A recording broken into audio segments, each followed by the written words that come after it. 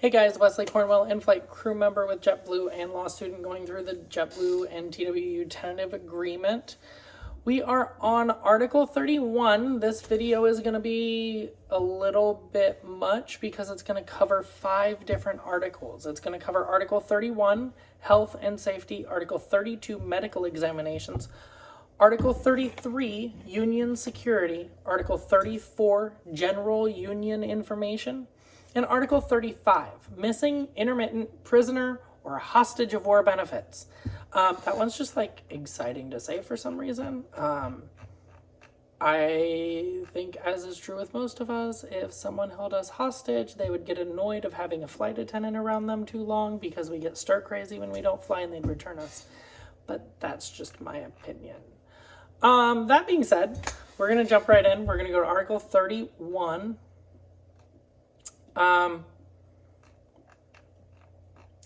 And health and safety. The entire article is fairly neutral. It's substantially the same as our current safety policies, with the addition that the union will be involved and can review reports. So a lot of this is just that the union can kind of act like an oversight committee. Not that they have the authority to really do much, but they can request reports and then expose the information. And there's a benefit to that, right? There's always a benefit to having someone else double check something and make sure that someone else is doing their job right. So there's that. I mean, other than that, it's like, okay, you're going to give me safety equipment and an area to work in. Cool. You're going to make sure that my area that I work in is safe. Cool. It's all such vague language that it's just neutral. It's what we already have. It's not like there's any huge stride, to give us something. That being said, we'll move on to Article 32. Article 32, which is medical examinations, is a loss and neutral. So the loss is that they can be requested for suspicion of not being medically fit for duty. The entire process for this, I'm not going to really get into. It's in there. 90% of this article is process driven. This, then this, then this, then this, then this. Just know that they can request a medical examination. Also know that guess who gets to pay for it? You do. So the company can request a medical examination and then they can send you half of the bill. You have to use their doctors as well. You don't get to use your own. You have to use their doctors, and then you have to pay to use their doctors. So that's a loss because it's money out of your pocket and you don't get to choose who you go to. And the neutral part is if they do request it and it requires you to be pulled off a trip, you're pay protected for it.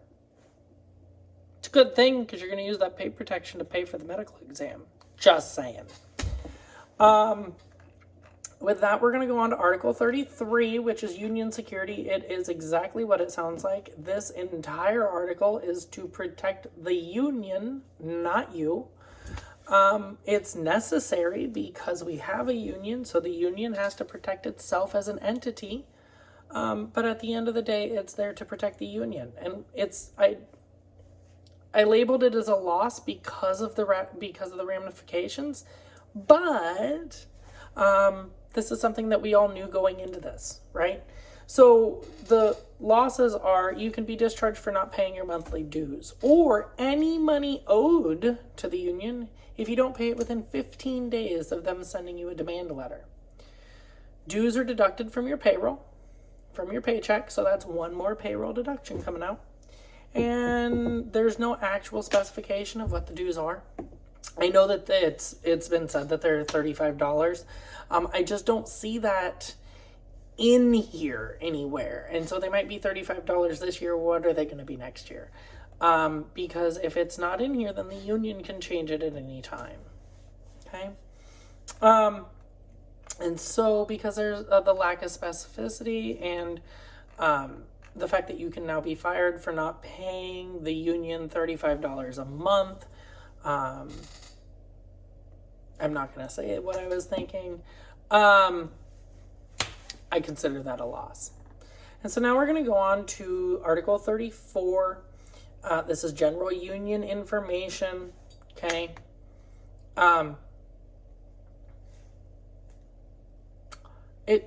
It's just a lot of normal things. It's a neutral article. If it's not in writing, then it's not agreed upon. This is why word choice is so important. The clarification in the clause means nothing if the language in the contract does not reflect it. Okay? And so just keep that in mind. If you look at something in the contract and you go, oh, maybe. No. If it's not in there, it's not covered. Okay? Period. Point blank. There's leave for union business. Those are the union leaves that I mentioned earlier. And the union committees formed under this contract can be utilized by JetBlue. Not must, but can. And then there's just miscellaneous union business allowances from JetBlue, like positive space for the union leadership and things like that.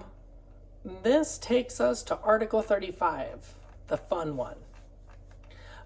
Missing, intermittent, prisoner, or a hostage of war benefits.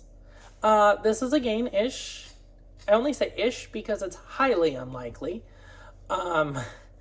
Basically, if you're taken prisoner or hostage or something like that, through no fault of your own,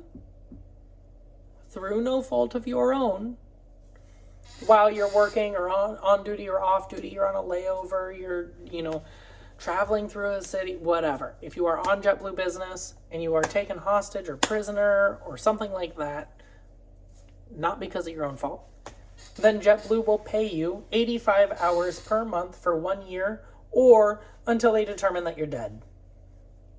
Because if you're dead, why pay you, right? So yeah, it's a gain-ish because you get paid 85 hours a month. For some people, you're going to get paid more if you're a hostage or prisoner of war than you will if you work for the company. Think about that for a minute. I just want to stress, if you go somewhere and you get arrested because you broke the law in that jurisdiction, you're not getting your 85 hours a month. You're going to sit in their jail. Okay? Through no fault of your own. And we already talked about Article 36, the savings clause, and Article 37, the duration. So this brings us to the end of our video series. I will do one video on some general information about the contract to consider.